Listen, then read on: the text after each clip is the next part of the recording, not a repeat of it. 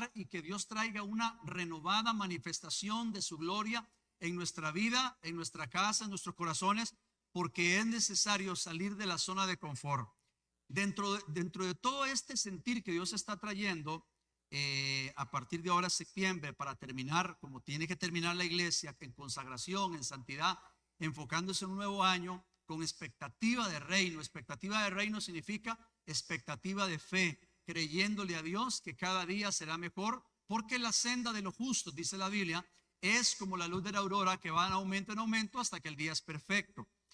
Entonces, amado hermano y hermana, vienen cambios buenos. Dentro de esos cambios quiero anunciarlo también, que estamos orando los días jueves para traer un cambio. Ese cambio va a consistir en que vamos a volver al tiempo de oración como iglesia. Alguien puede decir, pastor, pero yo oro en mi casa. Sí, pero como iglesia debemos volver a la oración, la oración de iglesia. Será los días jueves, y los días jueves también estaremos metiéndonos de lleno con la palabra, con estudios de la palabra de lleno, pero eso no será este jueves. Estamos preparando material y demás, porque otro de los cambios va a ser que el día jueves no vamos a estar transmitiendo para estar acá orando y metiéndonos estudiando la palabra. Quiero explicarle mejor. Estamos acostumbrados a la prédica, pero queremos que la iglesia se active en el estudio de la palabra. Que yo pueda decirle, hermana Indiana, estamos estudiando el libro de Romanos, estamos estudiando las cartas de Pablo y hay tareas, usted va a estudiar entre semana. Queremos traer conciencia de estudio de la palabra. Y eso es parte de lo que quiero hablar ahora, porque eso es el río de Dios. Y también, repito, la oración de la iglesia en conjunto. Entonces, diciendo esto, es todo este sentir que Dios ha estado trayendo, porque tiene que ver con el mensaje de hoy, el río de Dios. El río de Dios no es más que la presencia de Dios en usted y en mí, el fluir del Espíritu Santo en su vida y en mi vida. Ese es el río de Dios. Y cuando hablamos de río de Dios, hablamos de plenitud. No hablamos de emociones, hablamos de convicción. ¿Por qué? Porque la iglesia no tiene que estar emocionada o esperando que la motive. La iglesia tiene que estar con convicción para que la convicción se vuelva fe, una realidad. Quiero explicarlo. Hay gente que dice, necesito estar motivado para ir a la iglesia. No, lo que necesitamos es tener vida de fe, tener convicción y agradecimiento para entender a qué Dios nos ha llamado. Y ponía un ejemplo en la mañana de que cuando alguien adquiere o contrae matrimonio, firma el protocolo y se crea un contrato, pero más que eso es un pacto de amor, el cual quiere decir que no queda solo en la firma, tiene que haber constancia y trabajo para que con el pasar del tiempo puedan sostenerse en medio de y a pesar de. Nosotros hemos adquirido un compromiso con el Señor, que a mayor cantidad de tiempo tiene que haber mayor fe en usted y mayor consistencia y mayor amor y pasión por la obra del Señor. Pero me encuentro una iglesia que a medida que pasa el tiempo se vuelve más apática, se vuelve más errática y se vuelve más pasiva. No, a medida que avancemos en el Señor tiene que crecer su medida de fe. Se lo pongo más fácil. Conozco gente que dice, tengo 30 años en el evangelio, y esto que voy a decir ya lo he dicho muchas veces, que tienen 30 años en el evangelio y usted los ve más apáticos que nunca, más fríos que nunca. Y yo me pregunto, ¿no se supone que a mayor cantidad de tiempo tiene que haber mayor volumen de entrega y constancia? Le pongo el ejemplo del matrimonio, porque es lo mismo, y lo voy a hacer como lo hice en la mañana, y voy a preguntarle a Julio Flores y a Carla de Flores, ¿cuántos años de casados? 20 años. ¿Y de conocer a su esposa? Ayúdele, Carlita, ayúdele. 28. Si ustedes hacen una retrospectiva, 28 años a hoy, ustedes dicen, Dios ha sido bueno, tenemos familia, tenemos hijos, tenemos trabajo, pero hay una palabra que los ha caracterizado: constancia, disciplina, amor y entrega, a pesar de las angustias, a pesar de las adversidades. Y hoy por hoy tienen 20 años. El ejemplo del matrimonio es clave, porque si yo le pregunto a Julio, ¿ama más o ama menos a Carla? Él me va a decir, la amo más. Si él me dijera que la ama menos, tenemos que orar ya por él. Y si dijera él, Carlita le dice, ¿qué está pasando? ¿Me doy a entender? Usted y yo adquirimos un compromiso con el Señor. Nos conocen como la novia del Señor. Nos casamos con el Señor en sentido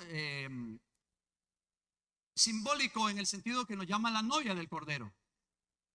Sí, somos la novia de Cristo, pero se nos atribuye ese nombre porque hemos adquirido un compromiso, un pacto de amor con el Señor. Y se supone que si usted tiene 10 años, 15 o 20 como cristiano, usted no me puede decir a mí, es que ya no siento lo mismo de antes. Quiere decir que el río de Dios dejó de fluir.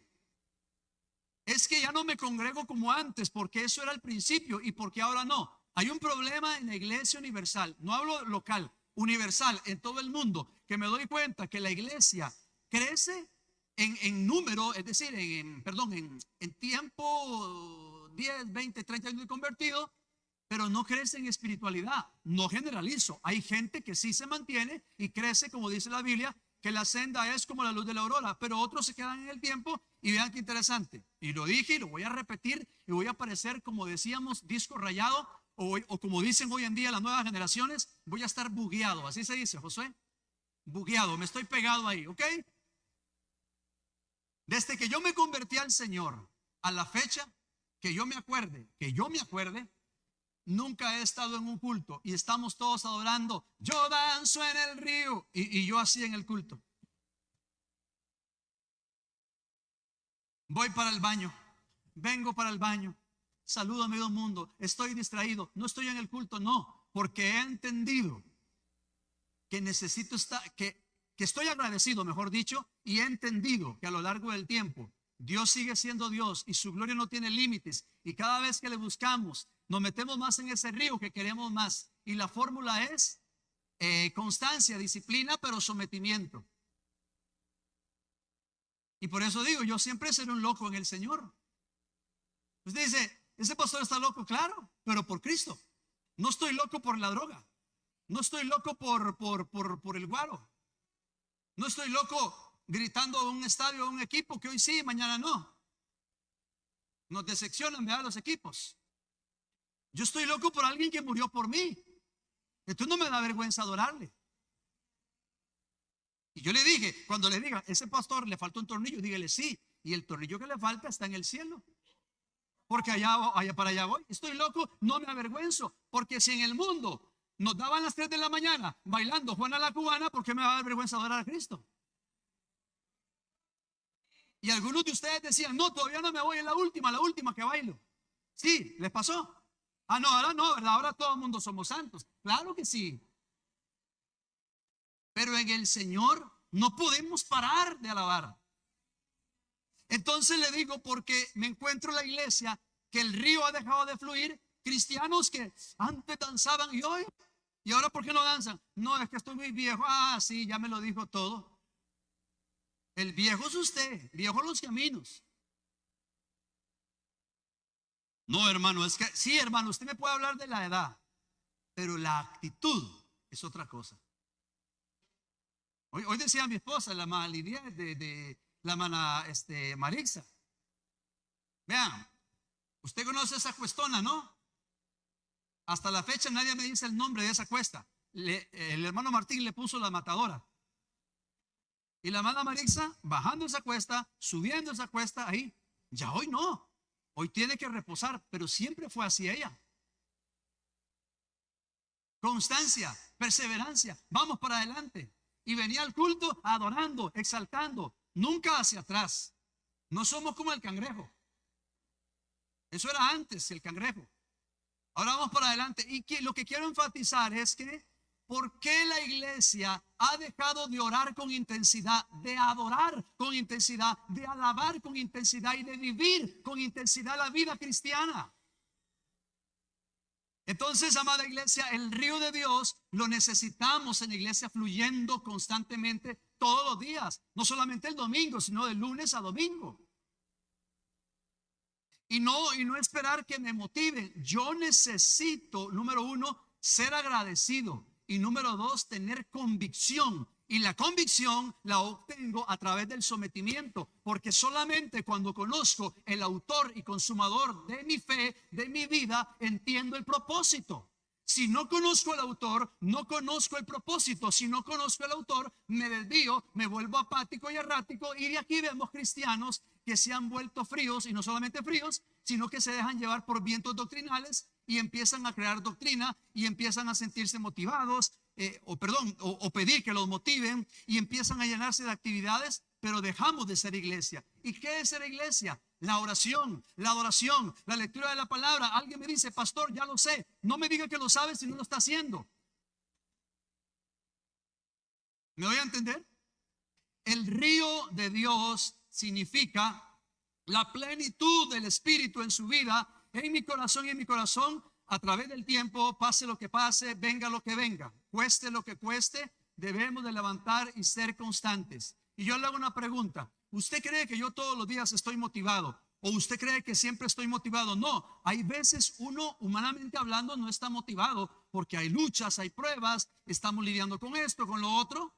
Pero he aprendido una sola cosa: que cuando vengo a su presencia y me humillo en su presencia, encuentro lo que mi alma necesita, el río de Dios, la plenitud del Espíritu, que va a penetrar las coyunturas, los tuétanos, el cuerpo, el alma, el espíritu, y va a tocar mis emociones. Ojo, cuando el Espíritu Santo toca mis emociones, es importante y poderoso, porque las emociones ya no me controlan.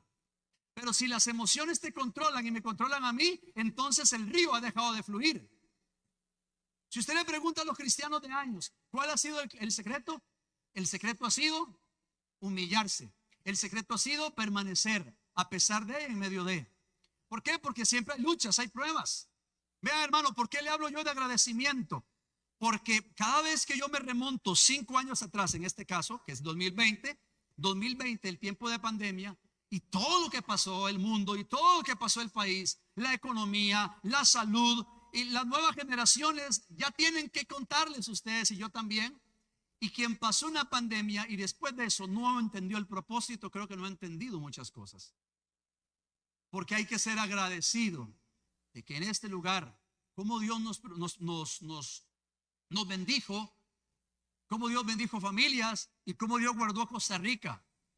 Debemos ser agradecidos y valorar lo que tenemos. Tenemos un día decretado por ley, el día de la Biblia. En muchos países no se puede leer la Biblia. Muchos países, usted dice que es cristiano y lo persiguen y lo meten a la cárcel. Y usted y yo tenemos el privilegio, y con todo lo que tenemos, hermano, no somos agradecidos. Entonces, ¿dónde estamos?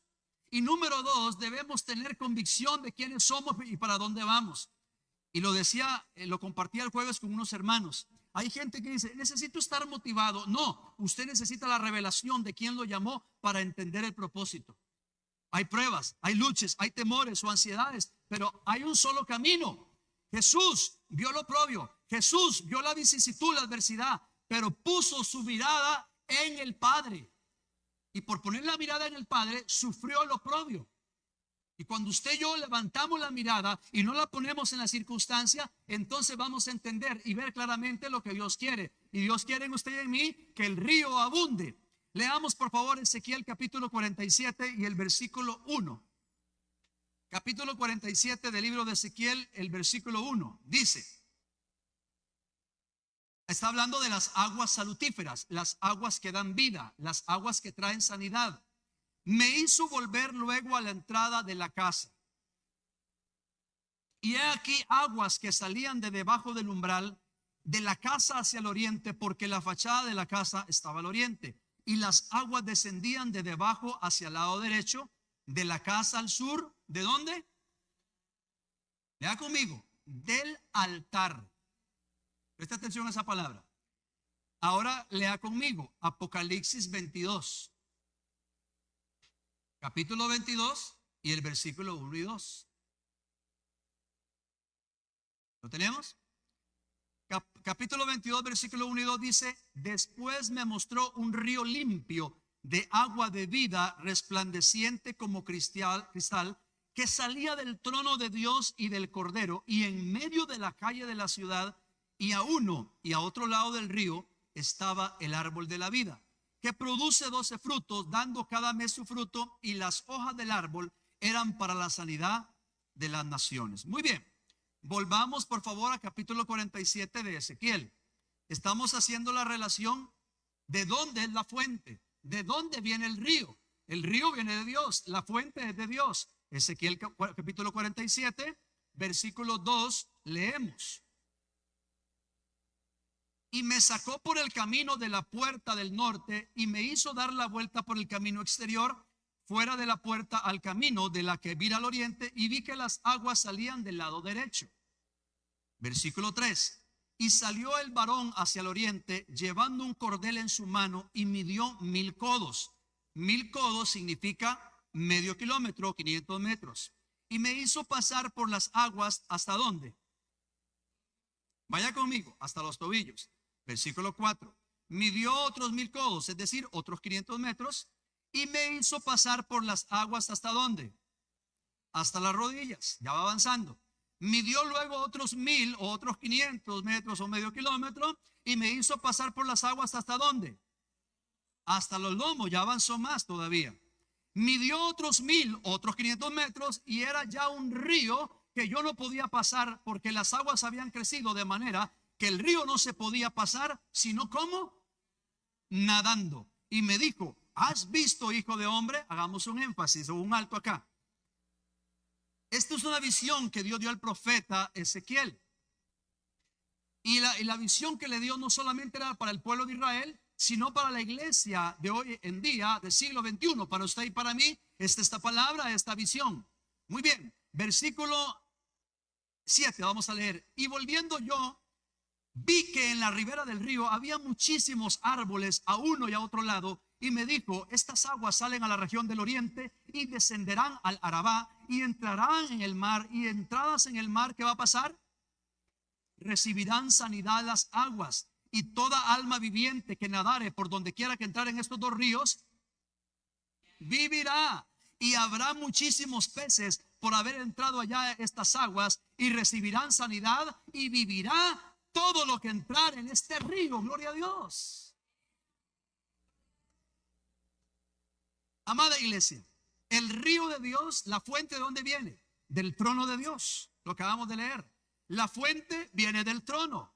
La fuente viene de su gloria, de su presencia. Esa fuente es derramada en la iglesia. Y la iglesia tiene que entender que ese río tiene que estar en movimiento constante, que no puede estancarse. ¿Por qué? Porque las aguas estancadas no corren, se quedan estancadas, se ponen con olor desagradable, y al no correr no fluyen. Pero la Biblia dice que el río sí corre, y esto lo comparamos con lo que el Señor dijo: el que cree en mí, como dice la escritura, de su interior correrán ríos de agua viva que saltan para vida eterna. Presta atención. Dice que ríos de agua viva. No está hablando de pozos, está hablando de una fuente, está hablando de plenitud, está hablando de aguas espirituales. Dice: el que cree en mí, como dice la escritura, de su interior. ¿De dónde? A ver, repítalo, ¿de dónde? De su interior correrán ríos de agua viva. Es decir, de usted y de mí tiene que brotar la plenitud. El río de Dios, cuya fuente viene del cielo, cuya fuente viene del altar de Dios, cae sobre la iglesia, y la iglesia tiene que mantenerse en ese río. Vea qué interesante. El río viene del altar, del trono de Dios. El Espíritu viene del trono. La plenitud del Espíritu Santo viene del trono. Si hacemos caso omiso al fluir del Espíritu Santo, nos secamos, nos morimos. Pero si fluimos en el Espíritu, hay sanidad, hay bendición, hay manifestación, hay gloria, hay algo sobrenatural. Vea qué interesante. Dice que midió 1500 metros. Y primero, ¿a dónde llegaba el agua? A los tobillos. Los que saben nadar van a entender lo que les estoy diciendo. Y los que no saben nadar también, porque les da miedo meterse a la profundidad. Bien, pero dice que el agua llegaba hasta los tobillos. En la visión, el río hasta los tobillos. Seguimos avanzando, mide otros 500 metros y ya el agua había subido hasta las rodillas. Siguen caminando y ya el agua subió a la cintura y los hombros. Siguen nadando, ¿y qué pasó? Ya no se podía caminar, sino solamente nadando. ¿Qué entendemos ahí? Que la iglesia del Señor debemos permanecer en el río, en la profundidad, no en los tobillos, no en la rodilla, no en la cintura, no en los hombros, sino meternos en la profundidad del Espíritu Santo. que son las aguas salutíferas. El río de Dios nos va a llevar al océano de su gloria. Y escuche bien, la gloria de Dios no tiene límites. Quien tiene límites es el hombre, es usted y yo. Pero la gloria del Señor no tiene límites. Quiere decir que cuando alguien es hora de que Dios tome su vida y traiga un torrente espiritual. Amada iglesia, es hora de meternos en el río, y la religión hoy en día se ha vuelto un negocio. ¿Se ha escuchado de eso? La religión se ha vuelto un negocio. La religión se ha vuelto mucha luz, mucha fama, muchas luces, mucho show, mucha riqueza, pero poca presencia de Dios. Y a veces se caen errores de que a mayor actividad la iglesia es mejor. No, a mayor plenitud y llenura del río de Dios, una iglesia será empoderada. Yo no quiero que seamos una iglesia famosa, conocida en Costa Rica, en ámbitos internacionales. Qué bueno si así fuera. Yo quiero que seamos una iglesia conocida en el trono de Dios. Conocida en el trono de Dios, que cuando usted y yo nos acercamos delante de su presencia, Dios dice: te conozco, eres uno de mis íntimos. ¿Por qué de mis íntimos? Porque mi gloria está abierta para todos, pero no todos la quieren. Algunos solamente quieren migajas o depender de acciones externas, pero realmente lo que el Señor quiere es que vivamos la plenitud del Espíritu. Y ojo, número uno, el río viene del altar, la fuente viene de Dios. Y este río comenzó en el Pentecostés con aquellos 120. Estos 120, muchos eran gente no estudiada, pero era gente comprometida. Hoy en día hay mucha riqueza, mucho estudio, pero no vemos gente rica espiritualmente hablando. Vemos gente con mucho título, y no estoy diciendo que los títulos sean malos, porque yo soy un promotor de que hay que estudiar, hay que trabajar. Pero ¿de qué me sirve tener títulos en la tierra si no tengo el mejor título de hijo de Dios, de consagrado, de ser conocido en el cielo? De un hombre o una mujer que conoce a Dios, de un hombre o una mujer que toca el corazón de Dios. Y el río comenzó en el Pentecostés, y ahí comenzó una revolución. Y la pregunta que le tengo: ¿qué pasó cuando ellos fueron llenos del Espíritu Santo? Allá en Hechos 1:8 dice que fueron llenos y le fueron repartidas lenguas como de fuego. ¿Qué pasó después? Después de ese evento, ¿qué pasó? ¿Siguieron siendo los mismos? Era una iglesia sin paredes, no tenía templo, se reunían en casas, pero donde quiera que estaban, manifestaban la evidencia de quién habitaba en el corazón de ellos, el Espíritu Santo. Cuando hablaban con denuedo, hablaban con virtud sanadora de parte de Dios, hablaban con sabiduría, que la gente los quería escuchar. El mensaje no era un mensaje motivador, lleno de psicología como hoy en día. Y quiero hacer un paréntesis: no estoy en contra de la psicología, porque aquí en la iglesia tenemos una psicóloga de bendición, que dicho sea de paso, ayer la hermana Nancy estuvo enseñando a los jóvenes adultos, o trayendo una enseñanza en áreas de la psicología. Creemos en la psicología. Lo que quiero darle a entender es que muchos púlpitos se quedan nada más en la psicología. ¿Y dónde quedó el Espíritu Santo? Muchos púlpitos se llenan de motivación. Muchos púlpitos te hablan: vas a ser bendecido, prosperado, y te tocan la emoción. No, yo no quiero que toque su emoción, quiero que toque su espíritu, para que sus emociones sean controladas por el Espíritu Santo. Nos han enseñado mal, y nos enseñaron muchas cosas mal a nosotros a lo largo del camino. Nos hablaban mucho de prosperidad, y no estoy diciendo que está mal. Está bien ser prosperado económicamente, pero lo más importante es que tu espíritu y mi espíritu estén conectados con el Espíritu Santo para entender sabiduría, dirección, diseño, propósito, estructura de reino, y entender y conocer a Dios, o el propósito de Dios en nosotros. Y repito, entonces en el Pentecostés vino una revolución, que la gente ya no era diferente. La gente había tenido un cambio, algo diferente veían gracia, sabiduría, veían denuedo, veían valentía. La gente seguía a los apóstoles de aquel tiempo. ¿Por qué? Porque veían en ellos que emanaba algo de ellos. Y estos movimientos fueron propagándose a lo largo de muchos años. Y quiero hablarte de un movimiento que hubo en el año 1906, allá en la calle Azusa, la calle Azusa en Los Ángeles, California. En 1906 Dios usó a un hombre afroamericano llamado William Seymour para traer un avivamiento. Me llama la atención que William Seymour era un afrodescendiente, bueno, era afroamericano descendiente de gente de África, de los esclavos que llegaron en ese tiempo. Y la Biblia dice que él escoge lo vil, lo menospreciado para avergonzar a los sabios. Y a través de este hombre Dios trajo una revolución, y el pentecostalismo en los Estados Unidos se empezó a propagar a causa de que un hombre le creyó con un grupo de que el avivamiento no viene por activismo, el avivamiento no viene por traer a fulano o sutano, el predicador del siglo, el predicador de moda. No, el avivamiento viene cuando la iglesia se humilla y busca a Dios y le dice: Espíritu Santo, tengo hambre de ti. Cuando una iglesia ha entendido eso, lo ha entendido todo. Pero hermanos, antes a los cristianos los perseguían porque se congregaban. Ahora hay que perseguir a los cristianos para que se congreguen. ¿No le parece eso ilógico, incongruente? Hermano, ¿por qué no vino? Ay, hermano, es que estaba muy cansado, me quedé descansando.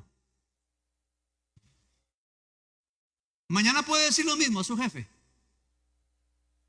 jefe, voy a llegar tarde, me da chancecito, me va encendiendo la compu. Mañana no llego hasta el martes. Y su jefe, ¿qué le va a decir? Ah, sí, hermano, tranquilo, gloria a Dios. Entonces alguien seguro está diciendo: ah, pastor, pero es que en el trabajo me pagan, en la iglesia no. No ha entendido la revelación de lo que es ser llamado hijo de Dios. O sea que tengo que venir a la iglesia por obtener un beneficio. No, yo vengo por agradecimiento y convicción de quién me llamó. Cuando yo entiendo, hermano, o tengo la revelación del Espíritu Santo, y hay que orar: Espíritu Santo, revélame a Cristo. Cuando tenga la revelación del Espíritu Santo, la revelación de Jesucristo en mi vida, del Hijo de Dios, de su sacrificio, nadie tiene que estarme motivando. Yo mismo busco la motivación en su presencia. No estoy diciendo que sea malo motivar, lo que estoy diciendo es que hay gente que depende de hombres, hay gente que depende de fulano, sutano para motivarse. Y el problema de eso, ¿sabe cuál es? Que dice la Biblia: maldito el hombre que confía en el hombre. El hombre falla y se decepciona. Dios no te falla. Entonces, ¿dónde está tu mirada? Fácil, no es fácil. Pero la Biblia dice que Cristo, mi carga es ligera y su carga es ligera. ¿Qué significa eso? Que en Él sí podemos caminar, en Él sí podemos sostenernos. Pero el río de Dios me encuentro a una iglesia que, hablando universalmente en todo el mundo, se ha estancado dependiendo de cosas, se ha conformado y hasta se ha vuelto conformista en el sentido de los cultos. Hoy no voy al culto, hoy lo veo virtual. No estoy diciendo que el culto virtual sea malo. Lo que estoy diciendo es que no es lo mismo reunirse virtual que sentir el calor de los hermanos. La virtualidad es una opción cuando usted está enfermo, cuando por fuerza mayor, pero no va a suplantar el culto real. Pastor, explíqueme eso. Muy fácil. A ver, cuando uno cumple años, ¿qué le regalan? Regalo, le dan un queque. ¿Verdad que sí? ¿Le gusta que les canten cumpleaños y les canten con un queque? A todos nos gusta. Hagamos algo. Hermana Indiana, usted, hagamos de cuenta que usted cumpleaños mañana. Y yo, el viernes 12, excelente, en la vigilia. Ahí la vamos a cantar entonces. El viernes usted cumpleaños. Y yo le digo: hermana Indiana, Dios te bendiga y te guarde. Le envío un mensaje. Le mando un queque virtual. Es lo mismo ese queque virtual que real. Usted va: gracias, ya me llené, pastor. ¿Verdad que no es lo mismo? Entonces no es lo mismo reunirse virtualmente que sentir el calor de los hermanos. Es más, la virtualidad es una opción, pero no es el todo. Usted se distrae, que el perro quiere salir a hacer su necesidad, que el perico se quedó sin comida, que se acabó la leche, que usted se distrae. La virtualidad es una opción, pero no es el todo. Lo que quiero decirle es que la iglesia se ha conformado virtual. Y hermano, y si yo supiera que realmente virtual están así en el culto, están orando y no se distraen, o a veces se salen, a veces se meten, le llega un mensaje, a ver quién me llamó. Si fuera así yo les creyera, pero no es cierto.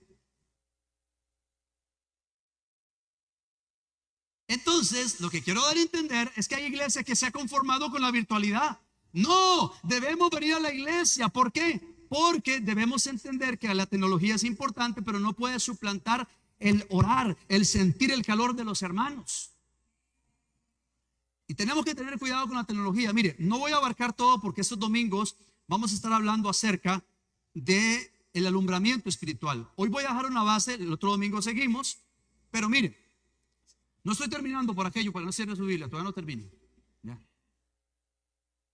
¿Ustedes han visto ese efecto? El predicador es así y ya la gente empieza a cerrar. No, entonces está abierta, mire.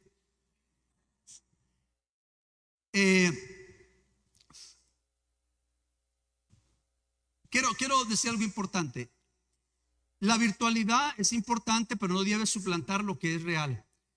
Tenemos que tener cuidado con la tecnología, y a esto usted lo sabe, lo he dicho y usted lo ha visto por internet, de que ya han realizado cultos con inteligencia artificial, un robot predicando. Lo real son los hermanos, pero la alabanza, la adoración y el que predica es un robot. ¿Qué le parece? Un robot predicando y habla del Señor y el Señor aquí y todo. Pero la inteligencia artificial no puede suplantar la inteligencia espiritual. La inteligencia artificial nunca, jamás va a suplantar al Espíritu Santo. Es más, ustedes han visto estos lentes que se ponen para la virtualidad, para juegos, ¿los han visto? ¿Quién me ayuda? ¿Cómo se llama eso? O en 3D, se ponen aquí y usted se pone eso y usted está como en otra ciudad y está peleando con animales y usted está así y no está peleando con nadie, sino que ya la virtualidad lo captó. Me llama la atención que hay gente que en esos juegos han comprado propiedades, o sea, con su dinero. Con esa virtualidad, gente se ha casado con hologramas, con figuras ahí que aparecen y no son reales y se casan. Ve a dónde vamos, ve a dónde vamos. Y así hubo una vez una reunión cristiana y el que estaba predicando era un robot. Ese robot no me va a decir lo que el Espíritu Santo me va a decir. Bueno, etcétera, etcétera. La tecnología es importante, pero tenemos que tener cuidado que no suplante las cosas que yo tengo que hacer. Apriete un botón. Salmo 23, Jehová es mi pastor. Uy, sí, qué bueno. No, de vez en cuando, o mejor dicho, constantemente, agarre el lápiz o lapicero y estudie la Biblia. Porque le voy a decir algo, no todo lo que está en internet es cierto. No todo lo que dice San Google es cierto. Ay, voy a ver qué dice Google. Todo el mundo acude a Google. ¿Y por qué no acudimos a la Biblia? Uy, voy a ver si el fin del mundo es ahora el 2026. ¿Y qué dice la Biblia? La tecnología es importante, pero no puede suplantar lo que Dios quiere hablarnos. Y lo que Dios quiere hablarle a usted y a mí es permanecer en el río. Y regáleme 5 minutos. Creo que los niños no han terminado, me parece. Pero bueno, 5 minutos y nos vamos. Porque yo sé que ya hasta ahora usted tiene hambre. Ya estamos comiendo espiritualmente, pero no quiero que me vea así con cara de tacos al pastor, ¿verdad? Bueno, el río viene de Dios. El río viene del altar. El curso del río, si usted lo lee bien y lee en su casa, dice que el río venía debajo del umbral. ¿Qué es el umbral? En una puerta, acá están las bases, este es el umbral. Y abajo es el umbral. Entonces, debajo del umbral salían las aguas. El curso del río va debajo del umbral para enseñarnos humildad, porque para meterse en el río hay que humillarse. El río de Dios no se detiene. Debemos nadar en el río de su presencia. Debajo del umbral significa humillarnos. ¿Por qué? Porque cuando yo busco a Dios, ¿qué va a pasar? Me arrodillo, me postro, me someto a su presencia, y a mayor profundidad en su presencia, mayor sometimiento, mayor gloria.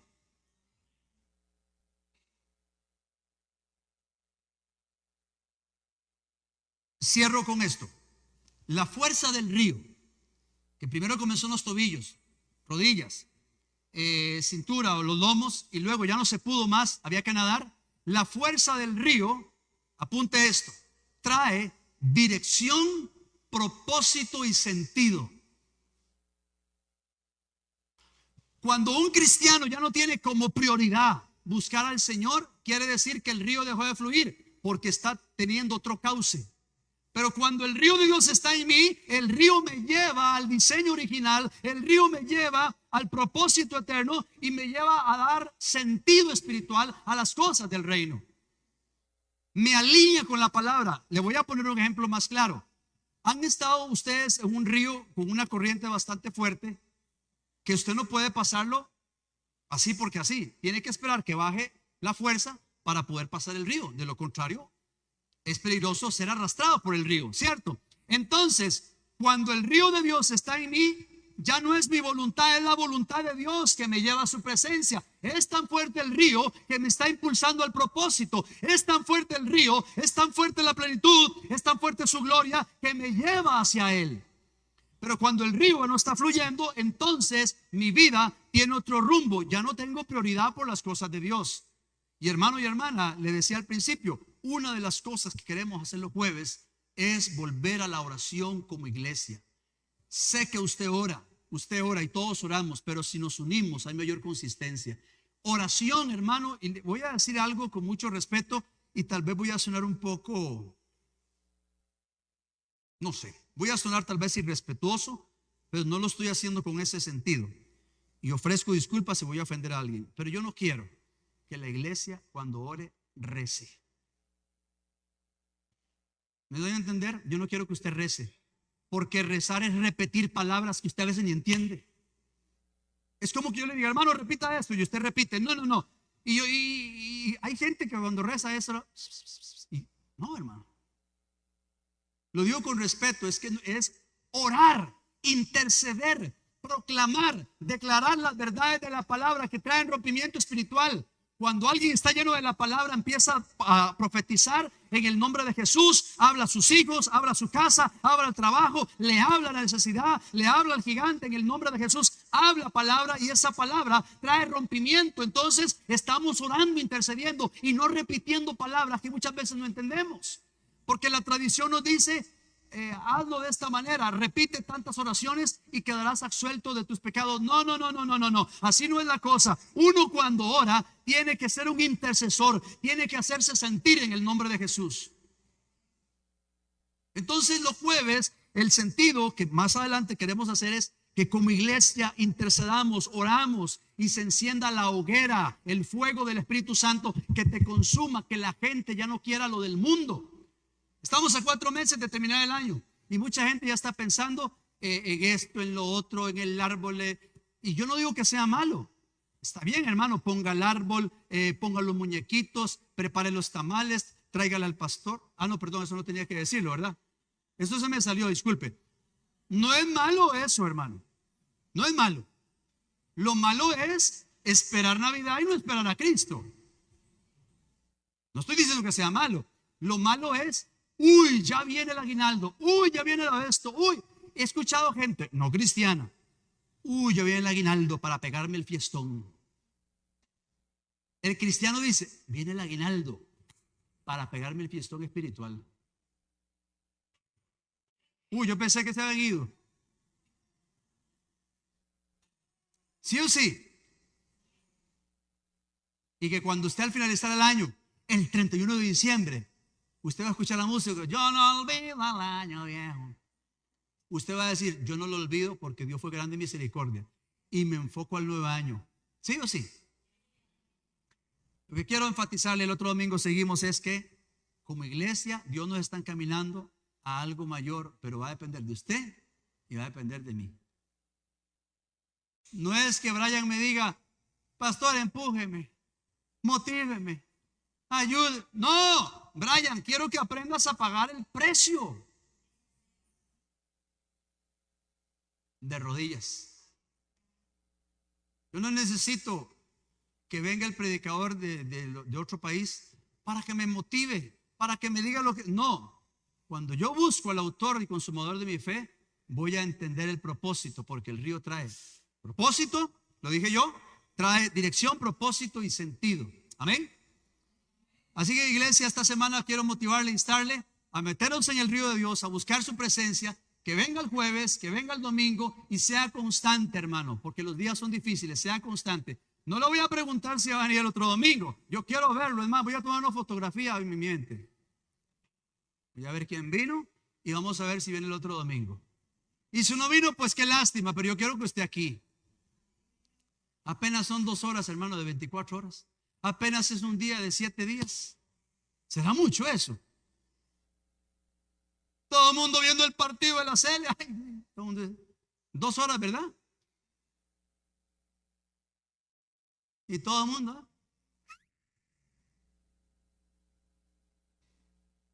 Y 2 horas en el culto no son nada. ¿Sí o sí?